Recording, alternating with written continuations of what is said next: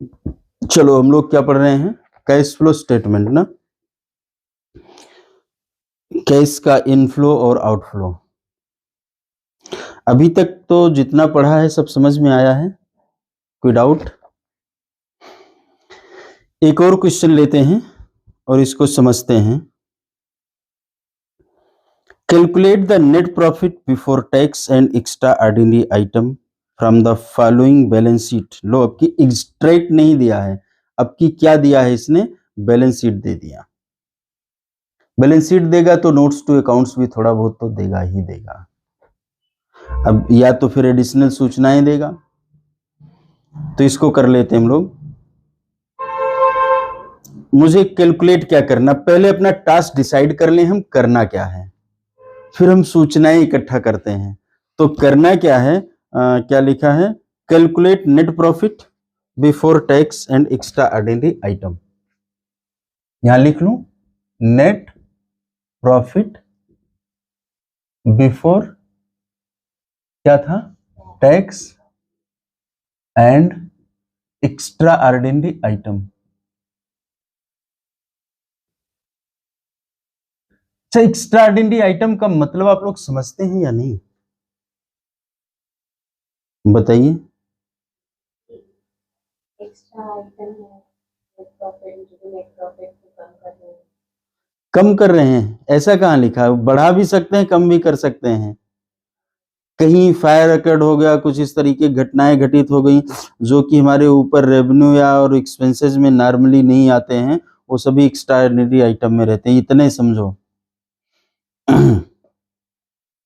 चूंकि इसका कोई क्लियर कट गाइडेंस आपके अकाउंटिंग स्टैंडर्ड्स वगैरह में भी नहीं है, गाइडेंस नोट में दिया गया है सीए के, तो मैं इसलिए उस डिस्प्यूट पर नहीं जाना, मतलब डिस्प्यूट नहीं है, मैं इसलिए वहां जाना नहीं चाहता हूं। इंटरनेशनल अकाउंटिंग में कुछ चीजें कुछ स्पेसिफिकली दी गई हैं अमेरिकन में, तो मैं यहीं से उसको बहुत डिटेल ना करते हुए, इन्होंने लिखा share holders fund, share capital, reserve and surplus. तो रिजर्व एंड सरप्लस, अच्छा share holders fund, share capital 8 lakh थी, 8 ही लाख है, तो मतलब कुछ नया नहीं इशू हुआ है। और फिर नया इशू हुआ हो तो हमको भी क्या लेना देना है। कैलकुलेशन थोड़ी डगमगा सकती है डिविडेंड वगैरह की, अगर कहीं कहीं कैलकुलेट कराया तो, अगर शेयर वगैरह बीच में इशू हुए होंगे तो। रिजर्व एंड सरप्लस पहले 520 था और अब 695 हो गया, तो कुछ तो बढ़ा है, लेकिन मैं सीधे नहीं निकाल सकता हूं जब तक इसकी सूचना ना मिले, और जब सूचना नहीं मिलेगी तो मान लेंगे कि हमारा नॉर्मल सरप्लस है, तो मैं उसमें से माइनस कर लूंगा, क्योंकि नीचे हमको नोट्स टू अकाउंट भी दिखाई दे रहा है। ये सभी बातें लॉन्ग टर्म बारोइंग से सब लिखा हुआ, तो मेरा लॉन्ग टर्म बारोइंग्स वगैरह से तो इस तरीके से कोई मतलब दिखता नहीं, क्योंकि मुझे प्रॉफिट की बात करनी है, मुझे अभी तो पूरा कैश फ्लो बनाने की बात नहीं कर रहा है, और क्वेश्चन में कैश फ्लो की बात ही नहीं हुई है। तो मैं देखता हूं शेयर कैपिटल पहले 5 थी इक्विटी और अब भी 5 है, ये ध्यान देना होगा। कभी कभी होता क्या है कि उतनी ही इक्विटी बढ़ गई उतना ही प्रेफरेंस कम हो गया, फिर तो दिक्कत हो जाएगी। रिजर्व एंड सरप्लस, लो भाई, रिजर्व एंड सरप्लस का इसने डिस्क्लोजर दे दिया। क्या दिया, पहले 2,10,000 था और अब 2,75,000 हो गया। डिफरेंस कितने का है, 2,10,000 और 65। अब ये जो हम लोगों ने अभी पीछे की क्लास में पढ़ा था, क्या पढ़ा था, एक वो बनाया था, क्या नाम था उसका, profit and loss state SPL का एक फॉर्मेट छोटा सा बनाया था। ये तो मैं जहां तक गया था उसके आगे की बात कर रहा है, वहां हमने जो कुछ निकाला था, जो वहां बैलेंस आया था, ये उसके आगे पहुंच गया। मैंने यहां पर कहीं पर एक बात निकाली थी कि ये सरप्लस हमारा अभी तक का आया हुआ है, सभी आइटम को माइनस करते हुए, मान लो ये 5 लाख है, ये समझना है आपको। अब इसमें से ये कुछ और काम करता है, ठीक है। अब देखो जैसे इसमें लिखा है जनरल रिजर्व, पहले 2,10,000 था अब 2,75,000 हो गया, तो 60,000 65,000 जो हमने किया, जो हमने भेजा, वो कहां से भेजा होगा, एसपीएल से ही तो भेजा होगा। तो मतलब जहां तक मैं गया था उसके बाद की बातें आने लगी। ठीक है, डिविडेंड तो मैंने माइनस कर लिया था, लेकिन ये अब कंपनी का इंटरनल डिस्ट्रीब्यूशन हो रहा, शेयर होल्डर को देने के बाद अब कंपनी कह रही अच्छा इतना है तो 60, एक काम करो तुम इस 5 लाख में से 65,000 रिजर्व में रख दो, जनरल रिजर्व जिसे कहते हैं। जनरल रिजर्व पता है ना क्या होता है? मैं इस चैप्टर को पढ़ाते हुए थोड़ा सा आगे पीछे जा रहा हूं, लेकिन ये आपके लिए जरूरी है। जनरल रिजर्व का मतलब ये है कि जैसे आप मान लो नौकरी करते हो, कुछ करते हो, आप हर महीने रुपया कमाते हो, तो आपने एक रिजर्व बना लिया। किस पर्पज के लिए? कोई पर्पज स्पेसिफिक नहीं है, मतलब जहां भी जरूरत होगी वहां खर्च कर लेंगे, उसको जनरल रिजर्व कहते हैं। ठीक है, तो इसने कहा कि जनरल रिजर्व में रख लो 65,000 रुपए। अब फिर कह रहा वर्कमैन कंपनसेशन रिजर्व, पहले 2 लाख था और 2.5 कर दिया। लो भाई, इसका मतलब है इसी में से 50,000 और निकल गया है। जब प्रॉफिट आएगा तभी तुम रिजर्व रखेंगे किसी चीज, और अगर प्रॉफिट ही नहीं आएगा तो रिजर्व कहां से रखेंगे? बात क्लियर है? ये सब बगैर प्रॉफिट आए किया नहीं जा सकता। और फिर कह रहे हैं balance in statement of profit and loss 1,10,000 पहले था और अब 170 हो गया है। बात समझ में आई? तो यहां पर हम देखें स्टेटमेंट के पहले कितना था, एक, अब कितना है 170 है, और पहले कितना था 1,10,000।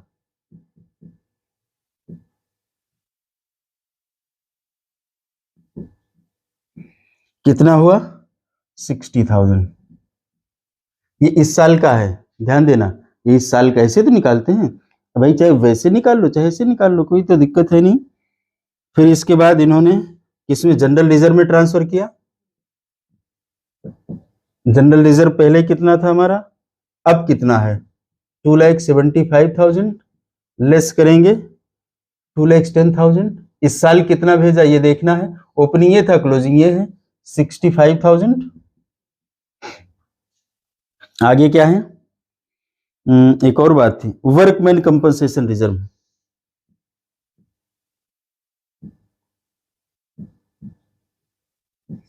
अब कितना है 2,50,000, पहले कितना था 2 लाख, कितना बचा 50,000 इस साल आया है। तो इस साल का जो सरप्लस बचा हुआ था उसका हमने पता लगा लिया है, वो कितना हो गया, यहां लिखो, ऐड करो 1,75,000, ये टोटल हुआ। अब कुछ डिविडेंड वगैरह की भी कहानी है। हाँ, propose dividend for the year ended 31 मार्च 23 नहीं चाहिए, 22 80,000, इस 80,000 को हम ऐड कर देते हैं। ठीक है, डिविडेंड 80,000, क्लियर। अब टैक्स की बात करते हैं, टैक्स है इसमें क्या, ये नोट्स टू अकाउंट में दिया गया provision for tax, provision for tax 1,50,000 इस साल का, और पिछले साल का कितना है 1 लाख। ध्यान देना, प्रोविजन फॉर टैक्स कितना है 1 लाख। तो हम जो टैक्स माइनस करते हैं वो कौन सा टैक्स है, जो वहां पर हमने माइनस किया था अभी, कहां पर, पिछली क्लास में, अरे पीछे 1 या 2 क्लास पीछे होगा, वो कहां से माइनस किया था, प्रॉफिट से जो माइनस किया था वो कौन सा टैक्स था, प्रपोज, मतलब प्रोविजन, उसे क्या बोलते हैं, प्रोविजन फॉर टैक्स बोलते हैं। ठीक है, क्या बोलते हैं, प्रोविजन फॉर टैक्स बोलते हैं। पिछली साल का टैक्स इस साल में पेमेंट करते हैं। ध्यान देना, 2 बातें मैं बता रहा हूं साथ में, थोड़ा कंफ्यूज मत होना। इस साल के बैलेंस, सॉरी, इस पीएल में कौन सा टैक्स लेते हैं, इस साल का जो प्रोविजन होता है, बात को ध्यान से सुनना। तो यहां पर प्रोविजन कितना है, प्रोविजन फॉर टैक्स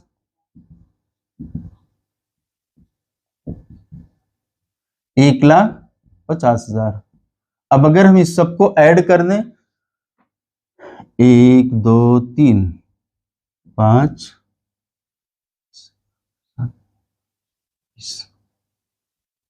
4,05,000 आ रहा क्या? टोटल देख लेना।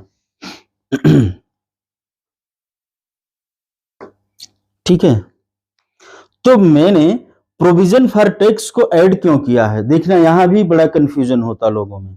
मैं इसीलिए भी और बड़े क्वेश्चन पर नहीं जा रहा हूं, जहां कंफ्यूजन के बातें होती वहीं पर मैं पहले चल रहा हूं। तो यहां पर अगर हम देखेंगे तो प्रोविजन फॉर टैक्स हमारे एसपीएल में माइनस हुआ है, और मैंने तो यही पढ़ाया ना कि यहां से मुझे वहां पहुंचना है। तो जो मैंने सब्सट्रैक्ट किया था कौन सा था? Provision for tax for the current year. पिछली साल का जो प्रोविजन है इस साल पेमेंट कर दिया जाता है। दो बातें ध्यान से सुनना है। पेमेंट क्या किया? पिछली साल वाला। ये आपके 12th लेवल की बात है भाई, कोई एक्सपर्ट आदमी सुने थे उसके लिए नहीं है ये, फिर उसमें बहुत से एडजस्टमेंट होते हैं। बात समझ में आई ना? तो ये माना जाता है कि पिछली साल का टैक्स इस साल में हमने पेमेंट कर दिया है, या उसमें सूचनाएं दी गई होंगी। नॉर्मली तो सूचना दी होती है, नहीं तो ये जो मैं बोल रहा हूं ये सही नहीं है। कौन सी बात सही नहीं है? ऐड करने वाली बात सही है, एक बात जो नहीं माइनस करने वाली नहीं। जो मैं कह रहा हूं पिछले साल का टैक्स इस साल देते हैं, जरूरी नहीं, हो सकता मैंने पहले एडवांस टैक्स दे दिया हो, उसकी कंडीशंस होती, मैं वहां जाना नहीं चाहता हूं क्योंकि वो कोर्स में नहीं है आपके। अगर सीए की क्लास होती तो चला जाता मैं वहां पर भी। तो एडवांस प्रोविजन फॉर टैक्स जो है ये क्या है? ये मैंने अपनी पीएल से एसपीएल में माइनस किया था, तो जब मुझे उसके रिवर्स जाना है तो ऐड कर देंगे, बस इतनी सी बात है। एक आध बार आप लोगों ने पूछा भी था कि इसको क्यों करते हैं, मैंने 1 मिनट में समझा करके उसको आगे बढ़ा दिया था। इसी का इंतजार कर रहा, जब मैं यहां पर आऊंगा डिटेल में इसको डिस्कशन, चूंकि ऐसे चलते चलते बता देना और समझ लेना दोनों में डिफरेंस होता। तो क्लियर है ना मैं ऐड क्या कर रहा हूं और क्यों कर रहा हूं? जो भी अब यहां ये बात अभी उसमें पीछे नहीं लिखा था, लेकिन ये जब बैलेंस आ जाता है तो ये वास्तव में एसपीएल में नहीं लिखा जाता है, ये पहले बहुत पहले लिखा जाता था। अब इसका जो डिस्ट्रीब्यूशन होता है इस तरीके से नहीं होता है, ये हम जा करके वहां रिजर्व एंड सरप्लस में दिखा देते हैं। ठीक है, तो पहले एप्रोप्रिएशन होता था, अब एप्रोप्रिएशन नहीं किया जाता इस तरीके से, ऐसे समझ लीजिए। आ गया समझ में तो ठीक है, नहीं तो जब आप आगे क्लास में पहुंचेंगे तो लाइन आपको याद आ जाएगी अपने आप से, जहां पर कि आप उसका बैलेंस शीट और उसका फॉर्मेट डिटेल में पढ़ करके उसके क्वेश्चन करेंगे। क्लियर है या कोई डाउट है? तो मैंने net profit before tax and extraordinary item calculate कर लिया और सीख लिया है। अगर यहां तक कोई डाउट है तो पूछिए, क्योंकि इसके आगे मुझे ये वाला टॉपिक अब नहीं कराना है।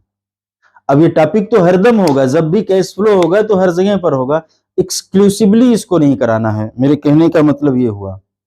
क्लियर? ठीक है, फिर मिलते हैं, धन्यवाद।